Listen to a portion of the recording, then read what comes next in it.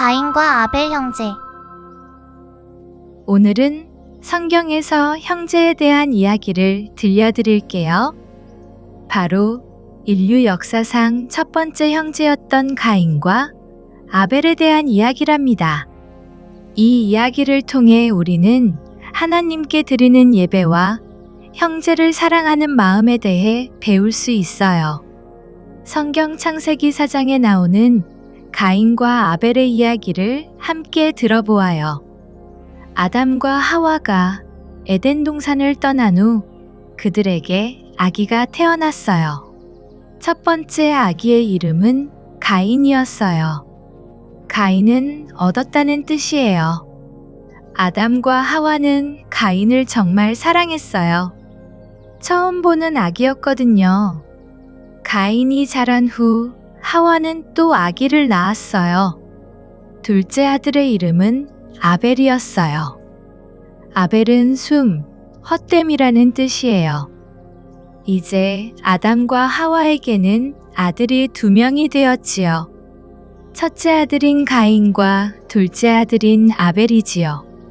형제는 각자 다른 일을 하며 자랐어요. 가인은 농사를 지었어요. 씨를 뿌리고 물을 주고 잡초를 뽑으며 곡식과 채소를 길렀답니다. 곡식아, 잘 자라거라. 아벨은 양치기가 되었어요. 귀여운 양들을 돌보며 푸른 초장에서 풀을 뜯게 하고 시원한 물가로 인도했답니다.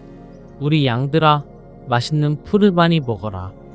둘 다 열심히 일하는 좋은 청년들로 자랐어요.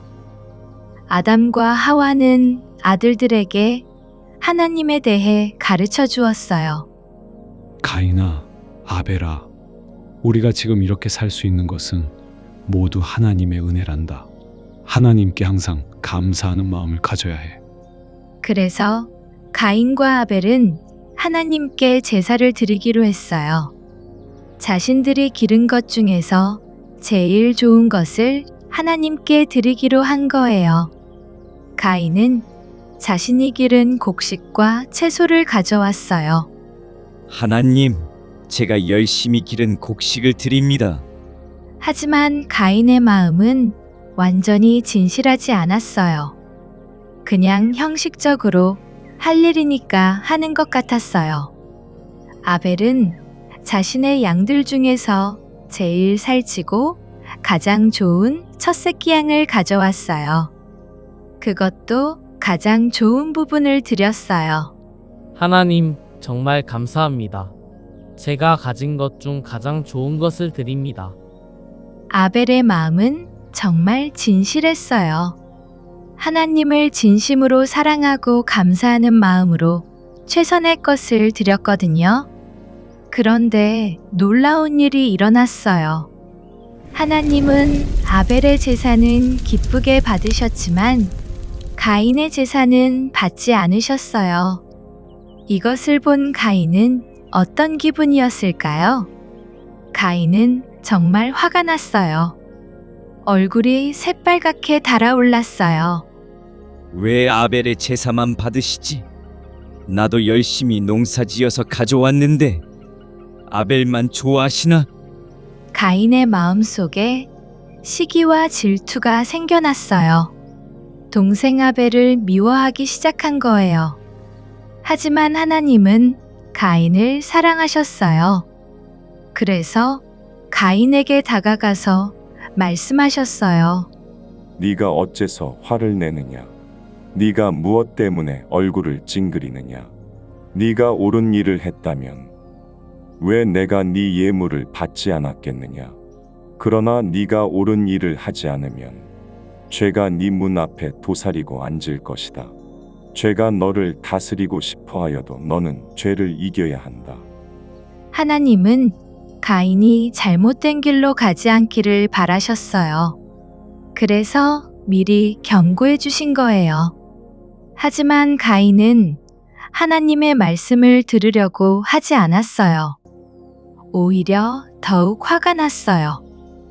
어느 날 가인이 동생 아벨에게 말했어요. 아벨아, 우리 같이 들판으로 나가자. 둘이 함께 들판으로 나갔어요. 아무도 없는 조용한 들판이었어요. 그런데 그때 끔찍한 일이 일어났어요.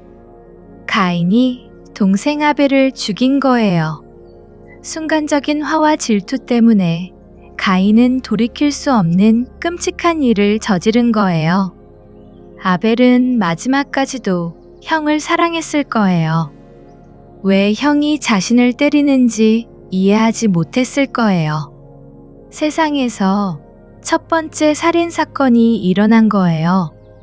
그것도 형이 동생을 죽인 거였어요. 하나님은 얼마나 슬프셨을까요? 당신이 사랑하는 가인과 아벨.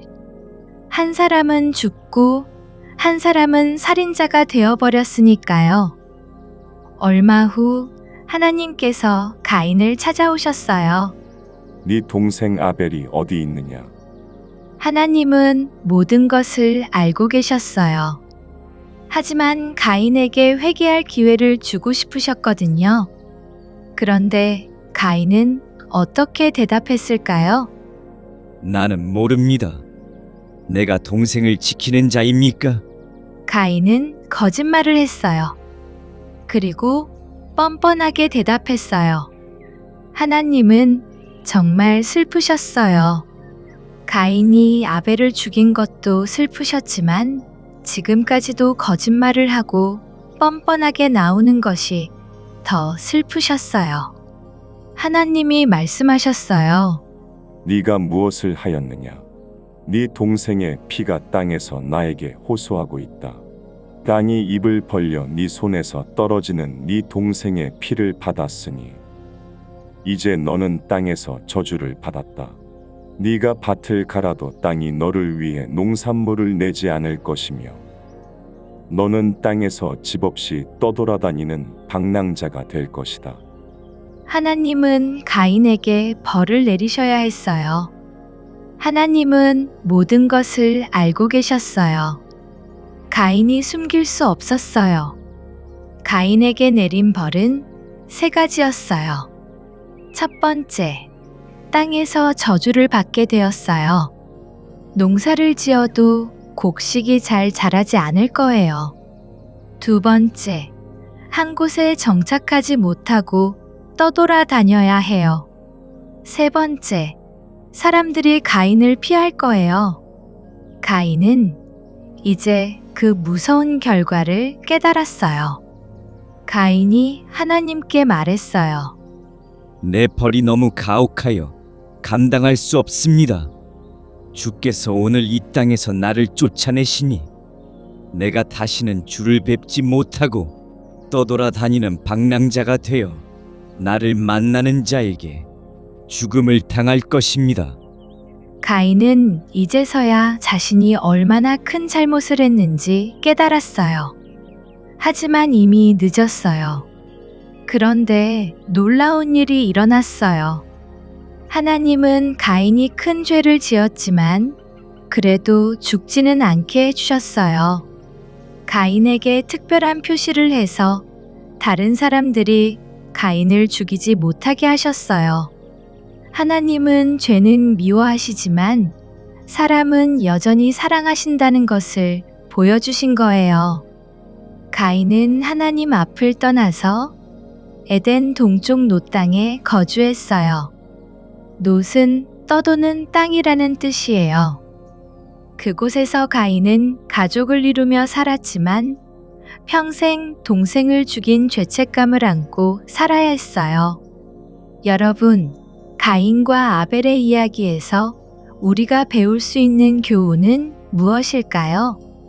첫 번째, 하나님께 예배드릴 때는 진실한 마음으로 드려야 해요. 아벨은 진심으로 하나님을 사랑하는 마음으로 최고의 것을 드렸어요. 가인은 그냥 형식적으로 드렸고요. 하나님은 우리의 마음을 보세요. 두 번째, 시기와 질투는 정말 무서운 거예요. 가인의 마음속에 생긴 작은 질투가 결국 동생을 죽이는 끔찍한 결과를 만들었어요. 다른 사람을 시기하지 말고 대신 축복해 주어야 해요. 세 번째, 화가 날 때 하나님의 말씀을 들어야 해요. 하나님이 가인에게 경고해 주셨는데 가인은 듣지 않았어요. 우리가 화가 날 때일수록 하나님께 기도하고 말씀을 들어야 해요. 네 번째, 형제 자매를 사랑해야 해요. 우리는 서로를 돌봐주고 사랑해야 해요. 다섯 번째, 죄를 지었을 때는 솔직하게 회개해야 해요. 가인은 끝까지 거짓말하고 변명했어요. 하지만 우리가 실수했을 때는 솔직하게 인정하고 죄송합니다 라고 말해야 해요.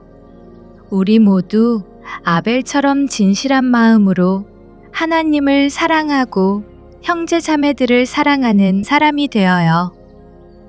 가인과 아벨 형제를 들어주신 여러분, 정말 고마워요. 비록 슬픈 이야기였지만 우리가 어떻게 살아야 하는지 중요한 교훈을 주는 이야기였어요. 우리 모두 진실한 마음으로 하나님을 예배하고 형제 자매들을 사랑하며 시기와 질투 대신 축복하는 마음을 가진 사람이 되어요. 마지막으로 같이 기도할까요?